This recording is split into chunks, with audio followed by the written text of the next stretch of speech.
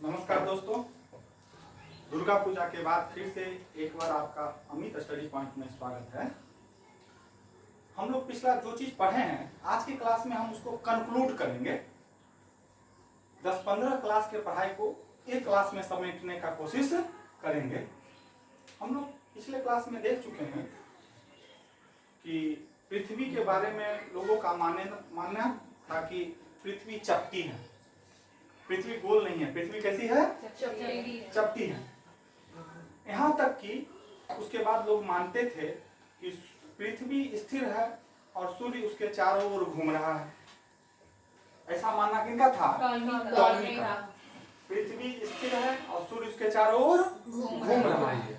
और इस संकल्पना को जियोसेंट्रिक कहा गया। क्या कहा गया? जियो मींस अर्थ, सेंटर मींस मध्य में, यानी मध्य में कौन है? पृथ्वी। और सूर्य उसके चारों ओर क्या कर रही है? चल रही है। ये बात किसने कही? और कई वर्षों तक लोग इसी चीज को मानते रहे। बाद में यह अवधारणा टूटी। इसका खंडन बाद में गैलीलियो साहब ने किया। उन्होंने कहा कि नहीं, सूर्य बीच में है, स्थिर है और पृथ्वी उसके चारों ओर क्या कर रही है? चल रही है। लेकिन उस समय उनके बातों को मान्यता बहुत ज्यादा नहीं मिली। बाद में फिर कोपरनिकस ने यही चीज कहा और उसका नाम दिया हेलियोसेंट्रिक। हेलियो मींस हुआ सूर्य और सेंटर मींस बीच में। सूर्य बीच में है और पृथ्वी इसके चारों ओर चल रही है। अर्थात हेलियोसेंट्रिक परिकल्पना किसने दिया? कोपरनिकस ने। गैलीलियो साहब ने जो दूरबीन बनाया जिसके सहारे अंतरिक्ष की जानकारी हो रही थी, वह बहुत शक्तिशाली दूरबीन नहीं था।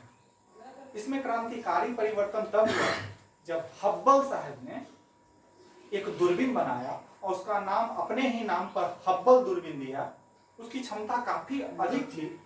जब उससे देखा गया अंतरिक्ष में तो पाया गया कि सिर्फ सूर्य पृथ्वी तक ही नहीं, उसके आगे भी एक चमकदार पेटी दिखाई दे रही है।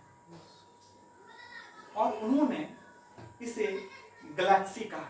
क्या कहा? गैलेक्सी। और जब खोज का दौर और आगे बढ़ा तो पता चला कि एक ही नहीं, ब्रह्मांड में ऐसी कई सारी गैलेक्सियां हैं। फिर मन में विचार आया कि इसका निर्माण हुआ कैसे होगा, ये बने कैसे होंगे।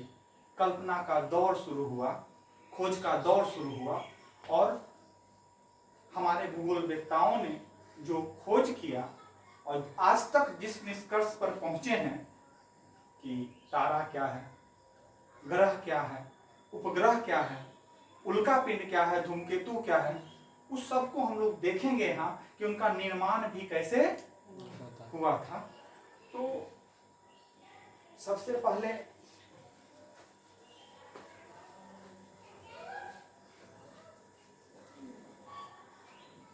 जॉर्ज लेमेंटेयर साहब ने, इसका नाम लिया मैंने, जॉर्ज लेमेंटेयर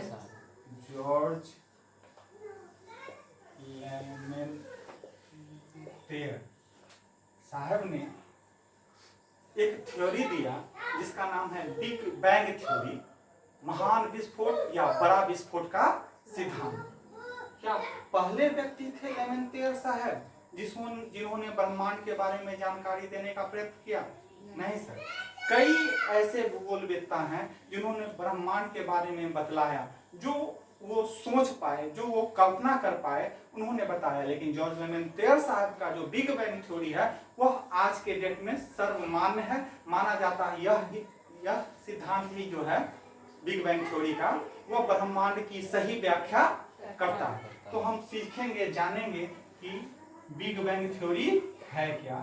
बिग बैंग थ्योरी किसने दिया? जॉर्ज लेमेंटेयर। इसके अनुसार उन्होंने कहा कि ब्रह्मांड का यूनिवर्स मतलब ब्रह्मांड का जो निर्माण है, इसके निर्माण की प्रक्रिया आज से 13.7 अरब वर्ष पूर्व। कितना अरब वर्ष पूर्व? 13.7 अरब वर्ष पूर्व आरंभ हुई होगी।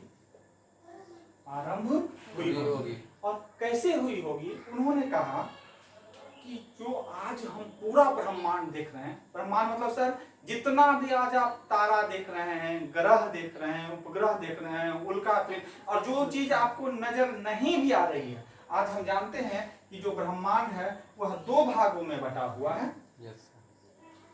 एक को हम गैलेक्सी नाम देते हैं। क्या नाम देते हैं? गैलेक्सी। और दूसरा का नाम है स्पेस। दूसरा का नाम है स्पेस। गैलेक्सी, मंदाकिनी। क्या चीज है? मंदाकिनी। स्पेस मतलब अंतरिक्ष। अंतरिक्ष। और आप जान लें कि आज गैलेक्सी की कुल संख्या 10⁻11। गैलेक्सी की कुल संख्या 10⁻11। और प्रत्येक गैलेक्सी में 10⁻11 तारे भी हैं। प्रत्येक गैलेक्सी में 10⁻11 तारे भी हैं। इस प्रकार आज स्टार्स की कुल संख्या 10⁻22 कितनी है? 10⁻22। लेकिन आपको आश्चर्य होगा, और फिर इसके ग्रह होंगे, उपग्रह होंगे, उल्कापिंड होंगे, सबके हम तो सिर्फ सन के बारे में न जानते हैं सर। उसी तरह 10⁻22 तारा का अपना ग्रह होगा, उपग्रह होगा, ठीक है ना? तो ये सब मिला के मात्र हमारे अंतरिक्ष के 10%, हमारे यूनिवर्स के, ब्रह्मांड के 10% भाग का निर्माण करते हैं। मात्र कितने परसेंट? 10%। और बाकी 90% के बारे में अभी भी पता नहीं है। वो डार्क है, वहाँ क्या है, कैसे, उसकी जानकारी अभी तक हमारे पास नहीं है। इससे आप अनुमान लगा सकते हैं कि हमारा ब्रह्मांड कितना विशाल है। स्पेस, अंतरिक्ष। तो इसी के बारे में जॉर्ज लेमेंटेयर साहब ने परिकल्पना दिया। क्या सर उस समय लेमेंटेयर साहब देख रहे होंगे? नहीं, कल्पना की। क्या किए? कल्पना किए। और आज उस पर रिसर्च भी किया जा रहा है। किया गया है और पाया गया है कि लेमेंटेयर साहब का परिकल्पना बिल्कुल क्या था? सही था। इस पर रिसर्च हो चुका है। किसी दिन उस रिसर्च के बारे में भी बताएंगे। अभी हम देखेंगे सर कि क्या हुआ था। उन्होंने कहा कि जो पूरा ब्रह्मांड है, अर्थात 10⁻22 तारा और उसके साथ जो उसका परिवार है, वो सब एक कण के रूप में सिकुड़ा हुआ होगा। अब समझिए कि अगर एक थैला में बहुत सा सामान आप ठूस के भर दीजिएगा तो वो काफी घना हो जाएगा कि नहीं? तो यहाँ बात जॉर्ज लेमेंटेयर साहब कह रहे हैं कि पूरा ब्रह्मांड ही एक कण के रूप में है, तो वह कण काफी सघन होगा। और उस सघन कण का नाम लेमेंटेयर साहब ने सिंगुलरिटी दिया। क्या नाम दिया? सिंगुलरिटी। हिंदी में बोलते हैं एकाकी परमाणु। हिंदी में क्या बोलते हैं? एकाकी परमाणु। एकाकी परमाणु। अब समझिए, सोचिए इतना सारा स्टार, 10⁻22 स्टार, और इसका परिवार एक कण के रूप में होगा, तो वो तो काफी घना होगा ना सर। और दबाव बढ़ते, तो माना गया इनके द्वारा कि एक समय ऐसा आया होगा कि यह कण इस दबाव को बर्दाश्त नहीं कर पाया होगा। दबाव के कारण घनत्व बढ़ा होगा, घनत्व के कारण टेम्परेचर बढ़ा होगा और उसमें विस्फोट हो गया होगा। क्या हो गया होगा? विस्फोट हो गया होगा। इस सिंगुलरिटी में क्या हो गया? विस्फोट हो गया। और इसी विस्फोट को लेमेंटेयर साहब ने क्या कहा? बिग बैंग, मतलब बड़ा विस्फोट या महान विस्फोट। और इस विस्फोट के बहुत स्वरूप बहुत सारी एनर्जी निकला था। क्या निकला था? बहुत सारा एनर्जी, बहुत सारा ऊर्जा निकला। अब प्रश्न उठता है सर कि जब ऊर्जा निकला तो आज जो हम पदार्थ देख रहे हैं, चाहे पृथ्वी का पदार्थ हो, चाहे बुध का, चाहे मंगल का, किसी भी ग्रह का, चाहे चंद्रमा का, उपग्रह का, किसी का पदार्थ हम देख रहे हैं, ये पदार्थ कहां से आया? जब सर लेमेंटेयर साहब ने बोला कि बहुत सारा एनर्जी निकला, तो ये पदार्थ कहां से आ गया? और बहुत समय तक ये रहस्य बना रहा। ये रहस्य से पर्दा तब उठा जब 20वीं शताब्दी में आइंस्टीन साहब आए। कौन आए? और आइंस्टीन साहब ने E = mc² का सिद्धांत दिया था। किसने? Albert Einstein. और इस सिद्धांत के अनुसार उन्होंने कहा कि उस समय का माहौल ऐसा होगा, उस समय का माहौल ऐसा होगा, वातावरण में इतनी ज्यादा एनर्जी होगी, इतनी ज्यादा उष्मा होगी, जिससे कि जो एनर्जी था वह किस में कन्वर्ट हो गया? मैटर में। किस में कन्वर्ट हो गया? यहाँ एम मैटर है, मैटर में ही मास होता है। मैटर में क्या होता है? मास, द्रव्यमान। और यहाँ सी है वेलोसिटी ऑफ लाइट, प्रकाश का वेग। तो इस प्रकार पदार्थ का क्या हो गया होगा? निर्माण हो गया होगा। ये साइंस में किसने बतलाया था? अल्बर्ट आइंस्टीन साहब ने बतलाया था। और इसी सिद्धांत का प्रयोग किसने किया? साहब ने बिग बैंग थ्योरी को प्रमाणित करने के लिए। तो इस प्रकार एनर्जी से एनर्जी किसमें कन्वर्ट हुआ होगा? मैटर में। मैटर में कन्वर्ट हुआ होगा। ठीक। अब मैटर बना होगा सर, तो छोटा से बड़ा मैटर बनता है कि बड़ा से छोटा मैटर बनता होगा? छोटा से बड़ा। छोटा से बड़ा। आपको पता होगा कि 1803 ईस्वी में ही डाल्टन साहब ने कहा था कि पदार्थ के सबसे छोटे कण को परमाणु कहते हैं। पदार्थ के सबसे छोटे कण को परमाणु कहते हैं। परमाणु कहते हैं। बाद में हुआ कि परमाणु भी 3 मौलिक कण से मिलकर बना है। Electron, proton. इलेक्ट्रॉन पर नेगेटिव चार्ज, न्यूट्रॉन आवेशहीन होता है। और परमाणु, कोई भी परमाणु क्या होता है? उदासीन होता है, न्यूट्रल होता है। क्यों होता है? क्योंकि उस पर जितना इलेक्ट्रॉन होता है उसमें उतना ही क्या होता है? प्रोटॉन। हमने एक संरचना भी पिछले क्लास में बताया होगा कि प्रोटॉन और न्यूट्रॉन जो है परमाणु के नाभिक में रहते हैं और विभिन्न कक्षाओं में चक्कर कौन मारते हैं? इलेक्ट्रॉन लगाते रहता है। चक्कर कौन लगाता है? और ये भी हमने बताया था कि हाइड्रोजन एकमात्र एलिमेंट है जिसमें कि न्यूट्रॉन नहीं होता है। हाइड्रोजन में एक ही इलेक्ट्रॉन होता है और एक ही प्रोटॉन। क्या मैंने बताया था? तो माना गया कि परमाणु भी 3 मौलिक कण से मिला है, इलेक्ट्रॉन, प्रोटॉन, न्यूट्रॉन। यहीं पर लगे हाथ आप लोग बता दीजिए। मैंने बताया था इलेक्ट्रॉन का खोज किसने किया था? जे.जे. थॉमसन। किसने किया था? प्रोटॉन का और न्यूट्रॉन का जेम्स चैडविक। ठीक है। फिर यहाँ पर हुआ ये जो पदार्थ है क्या इससे भी छोटा कण हो सकता है? तब माना कि हाँ, माना गया, देखा नहीं गया सर, माना गया कि हाँ इससे भी जो सबसे छोटा कण होगा, सबसे छोटा पदार्थ होगा, उसका नाम रख दिया गॉड पार्टिकल। मान लिया गया कि हाँ भगवान, जानते हैं ना साइंस में जहाँ पर उसका दिमाग चलना बंद हो जाता है वो प्रकृति पर या भगवान पर चले जाते हैं। ठीक है ना। तो इसका नाम रख दिया उन्होंने कौन पार्टिकल? कौन पार्टिकल? God particle. और गॉड पार्टिकल के बारे में बताने वाले 2 वैज्ञानिक थे। एक का नाम था हिग्स और दूसरा का नाम था बोसॉन।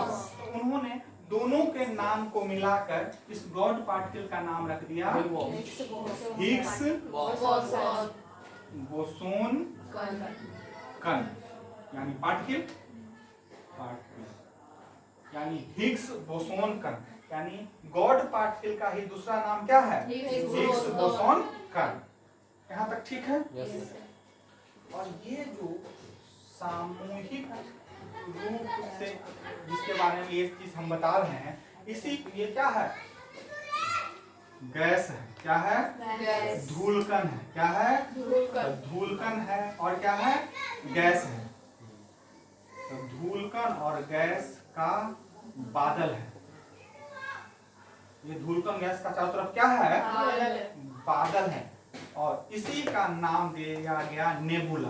क्या नाम दिया गया? नेबुला। नेबुला को हिंदी में बोलते हैं निहारिका। ठीक। अब बीतते समय के साथ जब ये निहारिका का निर्माण हो गया तो निहारिका के कण एक दूसरे के क्लोज आएंगे तो घर्षण होगा, घर्षण होगा तो चार्ज उत्पन्न होगा, और चार्ज उत्पन्न होगा negative charge positive charge electron proton के कारण, तो एक दूसरे को अपनी ओर खींचेंगे, और खींचेंगे तो उनमें क्या उत्पन्न हो जाएगी, गति। क्या उत्पन्न हो जाएगी, गति। और गति उत्पन्न होगी तो वो एक दूसरे से टकराने लगेंगे, और टक्कर होगा तो तापमान बढ़ेगा कि घटेगा, तापमान क्या होगा, बढ़ेगा। इस प्रकार यहाँ तापमान बढ़ना शुरू हुआ, तापमान बढ़ना शुरू हुआ, ठीक है। और ये जो अंदर वाले कण के चारों ओर बाहर से के कणों का दबाव पड़ रहा है, तो गर्मी ज्यादा अंदर होगी कि बाहर होगी, अंदर होगी। और यहाँ इतना ज्यादा गर्मी हो गया, इतना ज्यादा गर्मी हो गया कि अंदर में सर उस समय हमने कहा कि पहला परमाणु जो यानी पहला जो एलिमेंट बना होगा उस एलिमेंट का नाम होगा हाइड्रोजन। Yes sir.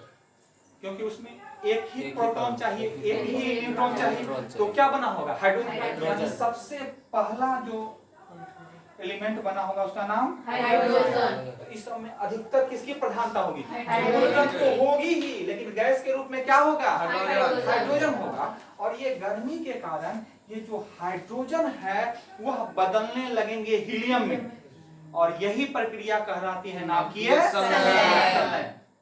आप लोग ऑब्जेक्टिव में या परीक्षा के पेपर में कई बार देखे होंगे कि पूछता होगा सूर्य में कौन सी क्रिया होती है, तो सूर्य में तो एक तारा ना है सर, इसमें नाभिकीय संलयन की क्रिया होती है। पूछता होगा हाइड्रोजन बम में कौन क्रिया होती है, नाभिकीय संलयन की क्रिया होती है। नहीं विखंडन नहीं सर, नाभिकीय संलयन। ध्यान रखिएगा, चाहे स्टार में पूछे, सन भी क्या है, सूरज भी स्टार ना है, स्टार में पूछे या हाइड्रोजन बम में पूछे, दोनों में नाभिकीय संलयन की क्रिया होती है। संलयन मतलब जुड़ना, यानी जब दो हल्के परमाणु नाभिक जुड़कर एक भारी परमाणु नाभिक का निर्माण करते हैं, तब इस क्रिया को क्या कहते हैं, नाभिकीय संलयन। यह सन में भी यानी स्टार में भी होता है, और यह क्रिया हाइड्रोजन बम में भी होता है। जबकि परमाणु बम में, एटम बम में जो नाभिक हैं वो टूटते हैं, तो टूटेगा कौन, जो बड़ा नाभिक होगा। आप लोग सुने होंगे यूरेनियम का प्रयोग किया गया है, तो यूरेनियम यानी भारी परमाणु नाभिक का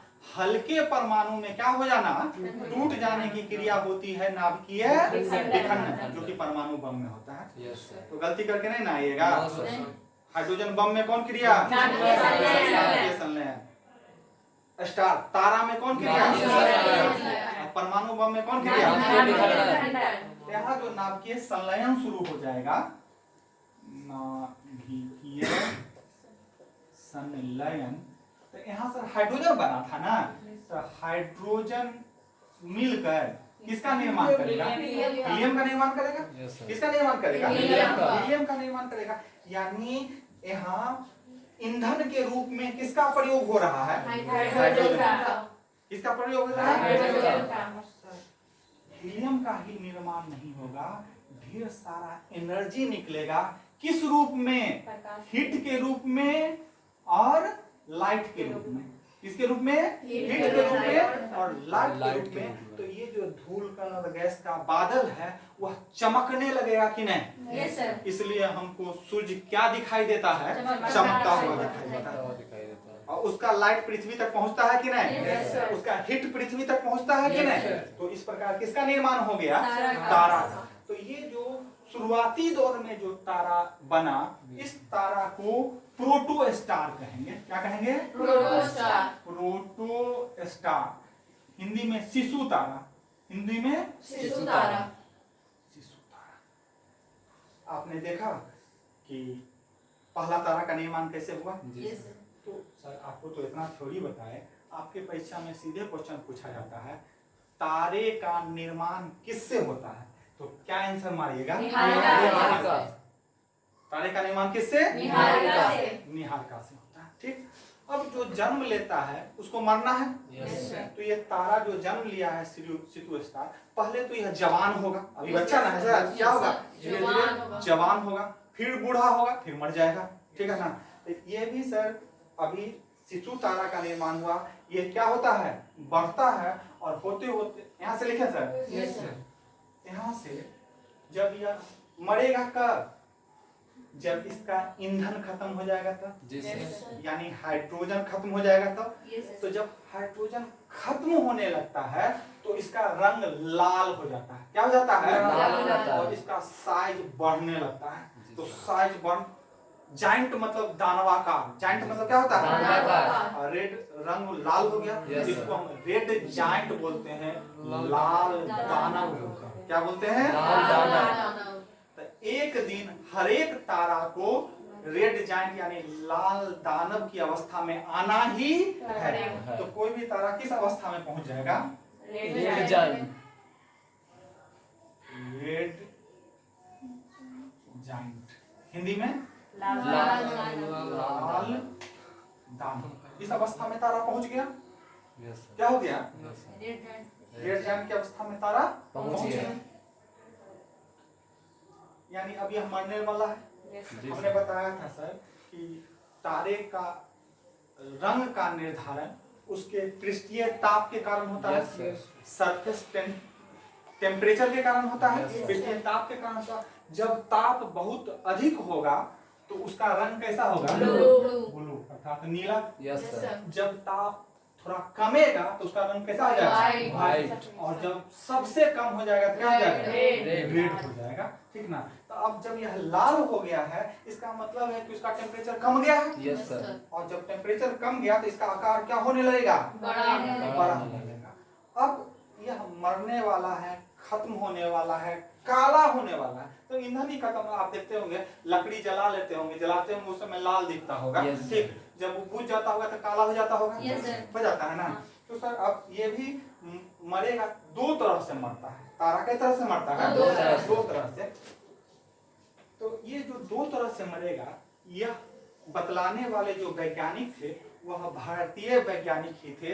उनका नाम था एस चंद्रशेखर। क्या नाम था वैज्ञानिक का? एस चंद्रशेखर। और उन्होंने अपने ही नाम पर चंद्रशेखर सीमा दिया। क्या दिया? चंद्रशेखर सीमा। चंद्रशेखर सीमा। अब कहेगा सर ये चंद्रशेखर सीमा क्या होता है? उन्होंने कहा कि सूर्य के द्रव्यमान का 1.44 गुना, सूर्य का जो द्रव्यमान है उसको कितना से गुना कर दीजिए? 1.54 यानी 1.5 गुना से कम। Yes sir. इससे अगर किसके बारे में बता रहे हैं? लाल दानव के बारे में बता रहे हैं कि सूर्य के द्रव्यमान के 1.44 गुना से अगर कम द्रव्यमान हुआ रेड जाइंट का तो वह व्हाइट ड्वार्फ बन जाएगा, यानी सफेद वामन बन जाएगा। और अगर इस सीमा से मतलब सूर्य के द्रव्यमान के 1.44 गुना से अधिक द्रव्यमान हुआ तो वह सुपरनोवा अर्थात अभिनव तारा बन जाएगा। यह किसने बताया? चंद्रशेखर, एस चंद्रशेखर नामक भारतीय वैज्ञानिक ने। और इस सीमा का नाम जो दिया, क्या नाम दिया? चंद्रशेखर सीमा।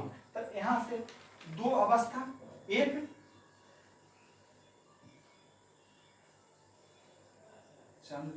चंद्रशेखर सीमा से कम द्रव्यमान होगा यस सर। और दूसरा चंद्रशेखर सीमा से अधिक द्रव्यमान होगा। तो जब चंद्रशेखर सीमा से कम द्रव्यमान होगा तो हमने कहा किसका निर्माण होगा?